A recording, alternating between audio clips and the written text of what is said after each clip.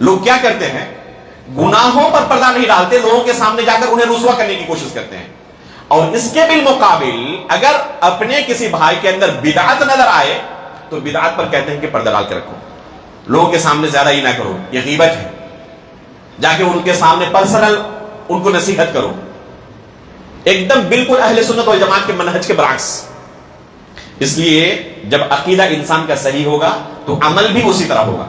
اہل سنت والجماعت کا منہج کیا ہے؟ صحیح موقف اور صحیح نظریہ اور صحیح عقیدہ ہمارا کیا ہونا چاہیے کہ اگر کسی گناہ کے بارے میں اپنے بھائی کے متعلق ہمیں جانکاری ہو جائے اس پر پردہ ڈال کر رکھیں، لیکن اگر کسی بدعت کو انجام دے رہا ہے، لوگوں کے سامنے اس کی تشہیر کرتا ہے، بلکہ لوگوں کو دعوت دیتا ہے اپنی بدعت کی طرف، تو ایسے لوگوں کی بدعت پر رد کیا جائے گا، ضرورت پڑے تو نام لے کر رد کیا جائے گا، اور لوگوں کو ان کی بدعت سے بچانے کی کوشش کی جائے گی، کیونکہ گناہ کا تعلق فقط اس کی ذات کے ساتھ ہے، لیکن اس بدعت کا تعلق لوگوں کے ساتھ ہے۔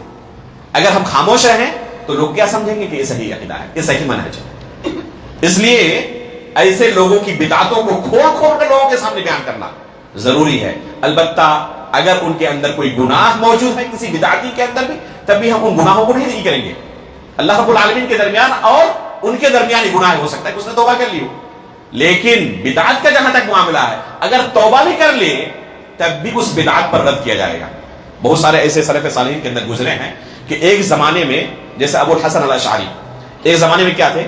اشاعرہ کے امام تھے۔ اشاعرہ ایک باطل فرقہ ہے، اس کے امام تھے اس باطل فرقے کے۔ اللہ رب العالمین نے انہیں توفیق دی اور بعد میں اہل سنت والجماعت کے عقیدے کی طرف پلٹ آئے۔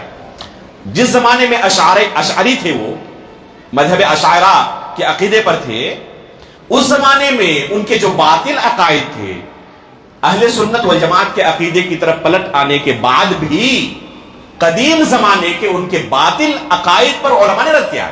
کیوں؟ کیونکہ ہو سکتا ہے کہ ان عقائد کی وجہ سے کوئی گمراہ ہو۔